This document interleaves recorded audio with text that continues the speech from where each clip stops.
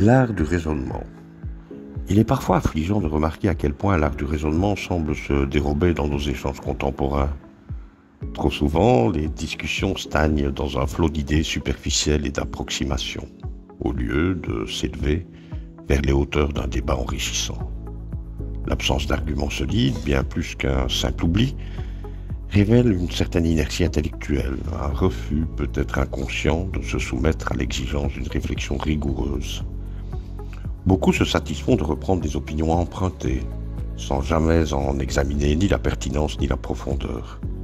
Tels des miroirs dépourvus d'éclat, ils se contentent de refléter des vérités préfabriquées, des idées reçues qui, malgré leurs allures de certitude, s'effondrent face à une analyse minutieuse. Pourtant, un véritable argument repose sur des faits tangibles, une réflexion approfondie et la capacité d'envisager des points de vue divergents, loin des simples impressions ou élans émotionnels.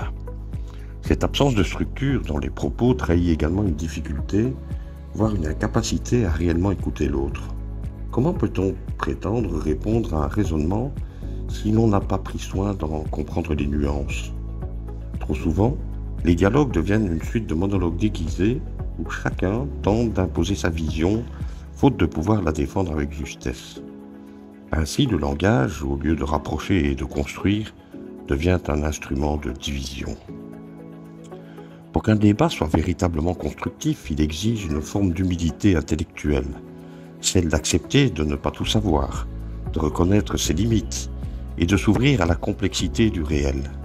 Il est impératif de redonner à l'argumentation sa juste valeur, non seulement comme moyen de convaincre, mais aussi comme vecteur essentiel dans la quête de vérité.